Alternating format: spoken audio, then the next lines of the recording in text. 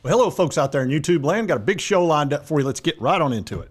All right, ESPN releases their top 25 power rankings. This is always an interesting list, and we're going to take a look at it and kind of discuss it a little bit.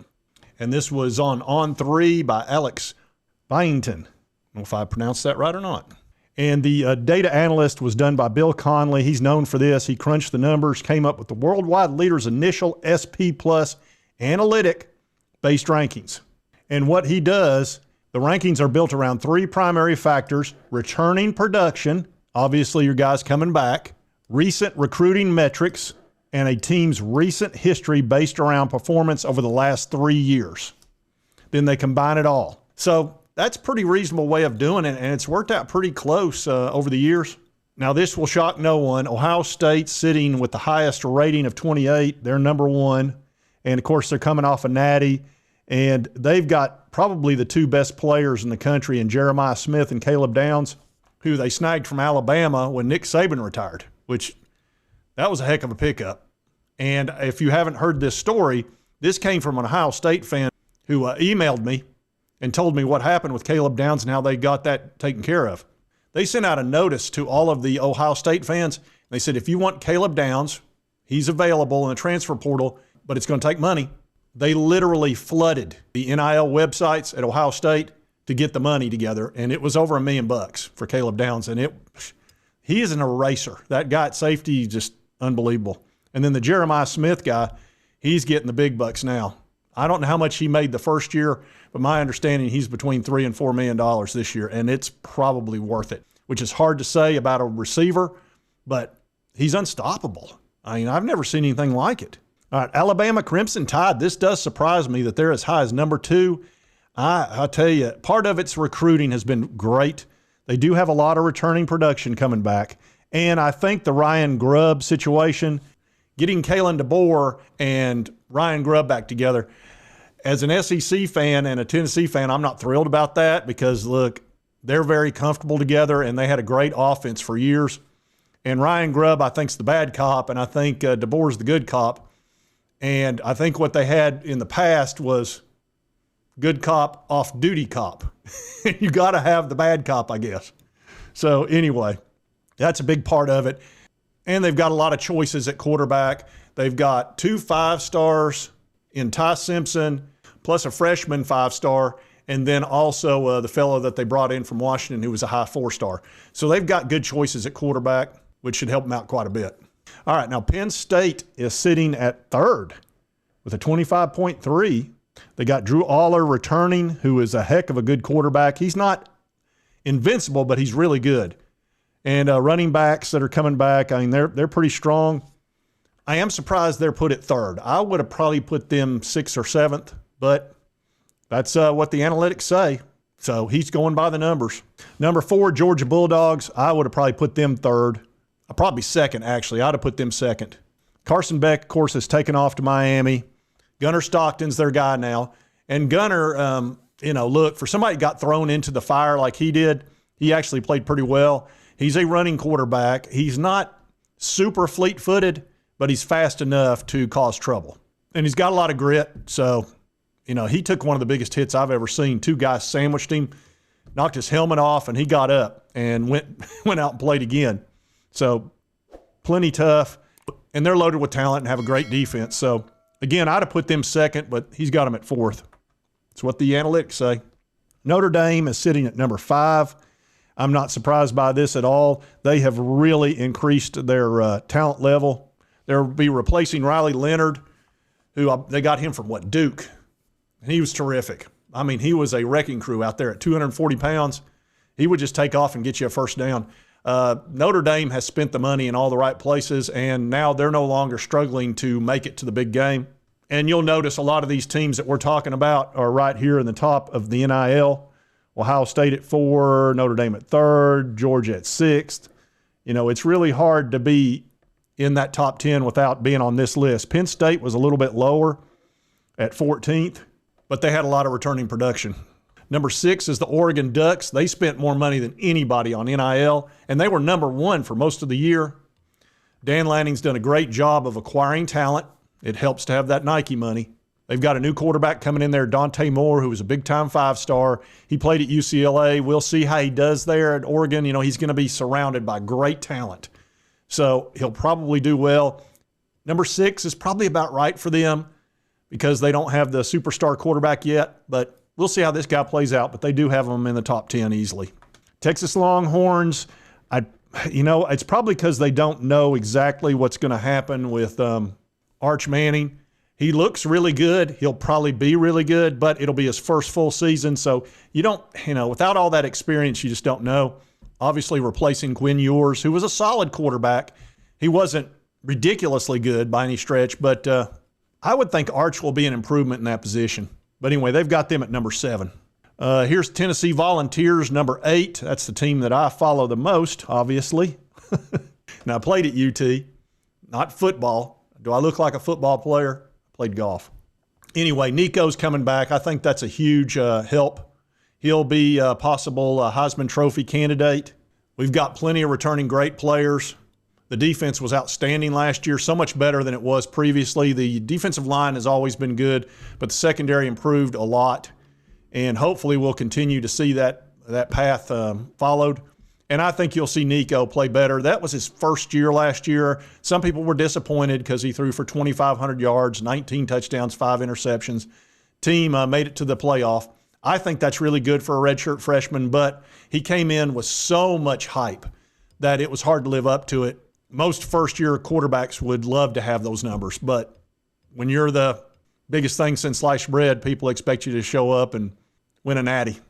It doesn't work that way, folks. It just doesn't. I'd unfriend you. That's not how it works. That's not how any of this works. Ole Miss Reb sitting at number 9. Lane Kiffin's got to replace the quarterback situation. He's got a left-handed dude that looked pretty good. Austin Simmons, we hadn't seen a lot of him, but he'll have a good quarterback. That's the one thing Lane does a really good job of. And he's kind of a quarterback whisperer, not unlike Josh Heupel. So they're going to be fine. And they spend the money in the portal. They spend a lot of it. And they spend almost all of it on football, and they care.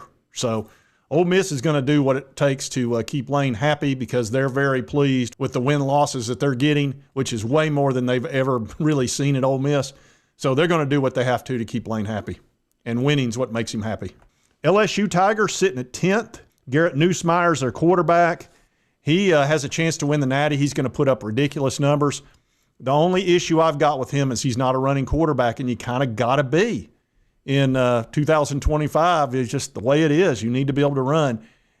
And he'll put up his gaudy numbers, but I just don't know if that's going to be enough to get them the wins they need. But they're loaded with talent. They recruit great. So I have no problem with them sitting at 10th. It's just they've been kind of underachieving a little bit recently. Then we'll break down here. 11th is Clemson. I can definitely see that. Their recruiting wasn't very good this year compared to what they usually do, but they've got a great quarterback that I think is going to – he had a great year last year. Cade Klubnik. Number 12, the Texas A&M Aggies. Could definitely see that. They have done a great job in recruiting over the years. I mean, a terrific job. They just got to get away from that 8-4. That 8-4 is killing them.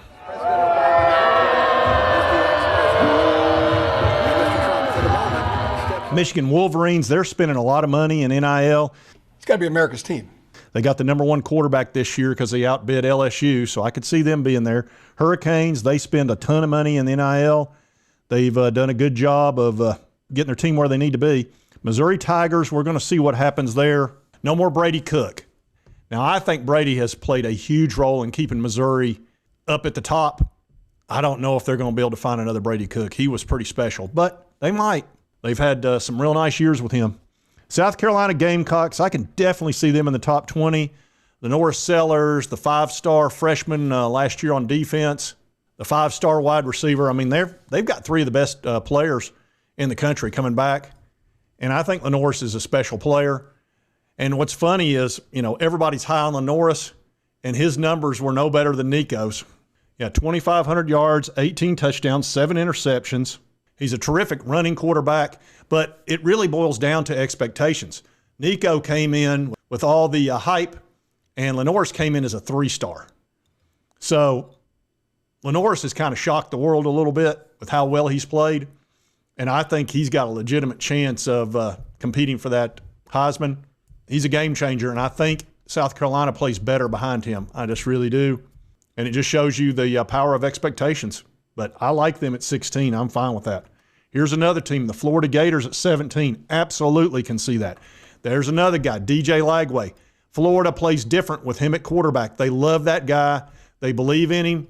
And he played really well for a true freshman last year. He throws a lot of interceptions, but he was a true freshman. You're going to make mistakes. He's got a ton of talent, and when he's not dealing with a hamstring, he can run like the wind. So I can definitely see Florida being in the top 20, even though they've got one of the toughest schedules in the world.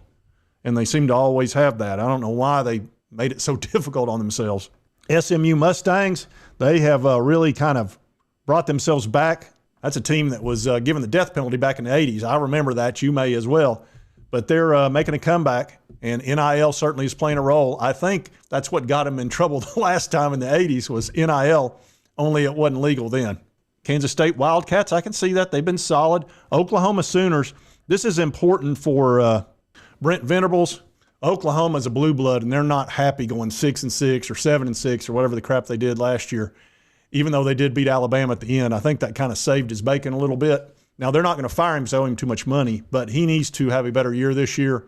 And they did go out, and I believe they got John Mateer. Yeah, he was the number one player in the portal, put up great numbers last year at Washington State, and is a running quarterback. He's a great pickup for Oklahoma. I think they're going to be pleased with him. But they need to have a better year this year. Iowa Hawkeyes, no offense. Hawkeyes, great defense. Hopefully they can someday find them a good quarterback and put some numbers up because they sure play great defense. Louisville Cardinals, they had a nice year last year. I could see them at 22. Here's the Auburn Tigers. I'm telling you, the biggest disappointment for any team out there has been the Auburn Tigers. 2 losing seasons in a row, really 3. And Hugh Freeze has won everywhere he's been, and he's got all this talent, and he can't find a quarterback. And he brought in the guy that got benched at Oklahoma, who's, I don't know, he may work out okay, but he's not going to take them where I think they need to be. They did bring in Deuce Knight, who I think is going to be terrific, but he's going to be a true freshman. So this might be kind of an iffy year for them. And he could get fired. He would only be owed about $12 million. So if there's anybody that could get fired in the SEC, it could be Hugh because of the money that would be owed, which is, I know $12 million sounds like a ton, but in today's day and age, it's really not. They don't want to fire him, I promise you. But if they will, if he has another losing season, they probably will. Indiana Hoosiers, and I'm going to tell you, this team used to stink, but they went and spent the money. And none of us could understand how the crap they did it until this came out. And $13.6 million they spent on NIL. They brought in 30 transfer players, and they just went and got them a good team. And they spent the money, and it worked out great for them. They made the playoffs. It was worth the money. I mean, they're back on everybody's good graces, and everybody's happy with them in Indiana, I can promise you. I mean, they used to not be any good at all. And last but not least, the Illinois Fighting Illini. And good old Brett Bielema. They're definitely the Fighting Illini. He had Shane Beamer beside himself. Shane was ready to go. He was ready to throw hands. It would have been a heck of a fight. Brett had him going crazy on that sideline. That's one of the things that I do like about Beamer. You never know what he's going to do or what he's going to say. He is entertainment plus. And Bielema's got a good team there in Illinois. I don't have any problem with him at 25. None at all. So anyway, there's your top 25, your power rankings from all the analytics that have been put together. It's usually a pretty good system. We'll see. There's some of that I don't agree with. Some I do. Anyway, I thought this would be interesting to take a look at it and kind of get a feel for this year. If your team's not in that top 25, better get that NIL money up. But here's the thing. We're going to be doing revenue sharing this year, so it may not be quite as big an issue. It's still going to matter because you know darn well Ohio State and these other teams, Tennessee, for example, or Alabama, they're not going to stop collecting NIL, and they're not going to stop spending it. So it will probably still play a huge role. It just may not be as important because these other teams can spend up to 20.5. A lot of them aren't going to be able to, though. It's not going to be in their budget. This is going to be super interesting to see how that plays out. That's April 7th, by the way. The judge is going to make a decision on that. But both sides have agreed, so it's just a matter of the judge putting a stamp of approval on it, in my opinion. Anyway, if you like this content, be sure to hit that like button. Let's continue to cover all these big college sports stories. If you've not subscribed, boom, boom, boom. Button right there won't cost you a dime. Help you get my videos. And right over here is the most recent video. YouTube, thanks, you'll enjoy. We'll see you next time on Sports Talk Jay. In case I don't see ya, good afternoon, good evening, and good night.